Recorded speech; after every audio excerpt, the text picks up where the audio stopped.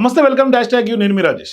BRS పార్టీని వరుస కేసులు ఉక్కిరిబిక్కిరి చేస్తున్న ఓవైపు తండ్రి మీద పవర్ పర్చేస్ అగ్రిమెంట్ సంబంధించినటువంటి వ్యవహారంలో విద్యుత్ కమిషన్ ఒప్పందాల మీద ఇప్పటికే క్లారిటీ రావటం, కొంత అవకతవకలు జరిగాయని ప్రూవ్ అవటం, మరోవైపు కేటీఆర్ మీద ఈ రేస్ కోర్స్, ఇట్లాంటి సందర్భాల్లో అందరి దృష్టి కవిత మీదే ఉంది. సో ఇట్లాంటి సందర్భాల్లో బీఆర్ఎస్ పార్టీ కవితని కొంత ముందుకు వేసే అవకాశాలు ఉన్నాయా అనే చర్చ జరుగుతోంది. సో ఇప్పుడు పార్టీని నమ్ముకున్నటువంటి నేతలకు ఇప్పటికే నియోజకవర్గాలు కేటాయించే పనిలో కూడా బీఆర్ఎస్ పార్టీ ఉంది. కానీ ఇట్లాంటి సందర్భాల్లో లోక్సభకు బదులు అసెంబ్లీ నుంచి కవిత బరిలోకి దిగబోతున్నారా అంటే అవుననే సంకేతాలు బలంగా వినిపిస్తున్నాయి.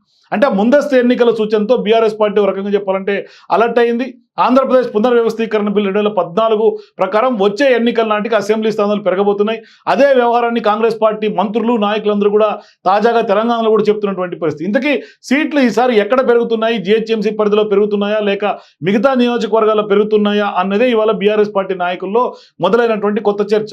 తాజాగా సోమవారం అసెంబ్లీ లాబీల్లో మాట్లాడినటువంటి మంత్రులు కూడా ఈసారి తెలంగాణలో దాదాపుగా 34 అసెంబ్లీ సీట్లు పెరుగుతున్నాయని కొంత మీడియా చిట్ చాట్లో చెప్పుకొచ్చారు. సో ఇప్పుడు ఏ ప్రాంతాల్లో సీట్లు పెరుగుతున్నాయి అన్నదే ఇప్పుడు కొత్త ఆసక్తికరమైనటువంటి చర్చ తెలంగాణలో జరుగుతోంది. సో ఇప్పుడు గ్రేటర్ హైదరాబాద్ పరిధిలో సీట్లు పెరుగుతున్నట్లుగా ఓ అంచనా అయితే ఉంది. ఎందుకంటే తెలంగాణలో గ్రామీణ పట్టణ ప్రాంతాల ప్రజలు పెద్ద ఎత్తున హైదరాబాద్ నగరానికి తరలి వస్తున్నారు, ఇక్కడే సెటిల్ అవుతున్నారు.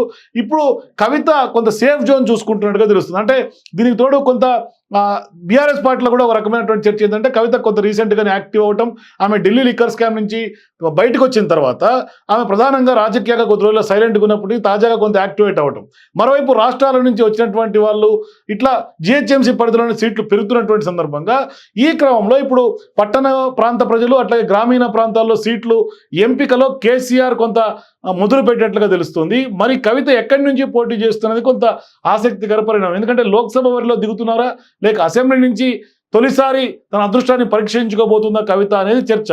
బీఆర్ఎస్లోనే మొదలైనటువంటి చర్చ ఇది. సో ఇప్పుడు ఉమ్మడి కరీంనగర్ జిల్లా నుంచి బరిలో దిగాలని ప్లాన్ చేస్తున్నట్లుగా కవితకు సంబంధించినటువంటి వర్గీయులు చెప్తున్నారు. అందుకు సంబంధించి తెర వెనుక చాలా చకచక పనులు కూడా కొంత గ్రౌండ్ వర్క్ స్టార్ట్ అయినట్టుగా తెలుస్తుంది. జగిత్యాల నుంచి గతంలో గెలిచినటువంటి సంజయ్ ఎప్పుడైతే కాంగ్రెస్ పార్టీ తీర్థం పుచ్చుకోవడంతో అక్కడి నుంచి అదృష్టాన్ని పరీక్షించుకోవాలని కవిత భావిస్తున్నట్టుగా తెలుస్తోంది. సో ఇప్పుడు జగిత్యాల నియోజకవర్గం నుంచి 2 సార్లు గెలుపొందారు డాక్టర్ సంజయ్. ఆయనను రాజకీయాలకు తీసుకురావడం, గెలుపు కోసం తీవ్రంగా కృషి చేశారు కవిత. ఇప్పుడు గ్రామీణ ప్రాంతాల్లో కాంగ్రెస్ జోరు కొనసాగిన జగిత్యాలలో మాత్రం కాంగ్రెస్ కు కాదు కారు పట్టు నిలుపుకోవడం వెనుక కవిత పాత్ర ఉందనేది బీఆర్ఎస్ పార్టీ నమ్మకం. సో ఇప్పుడు లోకల్ క్యాడర్ కూడా అక్కడ బలంగా ఉందని కూడా నమ్ముతోంది. దీంతో ఇప్పుడు సంజయ్ వెళ్ళిన తర్వాత అక్కడ నియోజకవర్గానికి ఇన్ఛార్జ్ ఎవరిని నియమించలేదు బీఆర్ఎస్ పార్టీ ఇప్పటివరకు. గులాబీ బాస్ ఇప్పుడు ఆ దిశగా కొంత ఫోకస్ చేస్తున్నారు. దీంతో కవిత ఆ నియోజకవర్గంపై ఫోకస్ చేసినట్లుగా క్యాడర్లో ఒక రకమైనటువంటి చర్చ సాగుతోంది. ఆ నియోజకవర్గంలో వరుసగా కార్యక్రమాలు చేపట్టడం కూడా కారణం ఇదే అని అంటున్నారు చాలా మంది నిపుణులందరూ కూడా. అంటే రాజకీయంగా గమనిస్తున్నటువంటి వాళ్ళు కూడా ఖచ్చితంగా కవిత ఈసారి జగిత్యాల నుంచే కొంత పోటీ చేసే అవకాశాలు కనిపిస్తున్నాయని చెప్తున్నారు. రాజకీయాల్లో కవిత యాక్టివ్ అయిన తర్వాత ర్యాలీలు కానీ మీటింగ్లు కానీ అక్కడే మొదట్లో స్టార్ట్ చేశారు. సో ఇప్పుడు నాటి తెలంగాణ తల్లి విగ్రహానికి అక్కడే శంకుస్థాపన చేశారు ఆమె. మండలిలో ఆ నియోజకవర్గం నుంచే ప్రధానంగా మాట్లాడుతున్నారు ఆమె చర్చా అంశాలన్నింటిలో కూడా. మొత్తానికి ఇవన్నీ కనుక చూసుకుంటే ఖచ్చితంగా అక్కడ జరుగుతున్నటువంటి పనుల నుంచి మొదలుకొని తాజాగా జరుగుతున్నటువంటి చర్చలైనా ఆమె ఆ ఎజిటేషన్స్ అయినా అన్ని జగిత్యాల కేంద్రంగా జరుగుతున్నటువంటి నేపథ్యంలో ప్రస్తుతం కవితకు గెలుపు ఈజీగా ఉండే సోర్సు గులాబీ బాగా పట్టున్నటువంటి నియోజకవర్గం. ఖచ్చితంగా ఆమె గెలిచి తీరుతుందనే నియోజకవర్గం నుంచే ఆమె ఈసారి అదృష్టాన్ని పరీక్షించుకునే అవకాశం ఉంది. ఆ వ్యవహారంలో ఖచ్చితంగా గులాబీ బాస్ కొంత ఫోకస్ చేస్తున్నారు.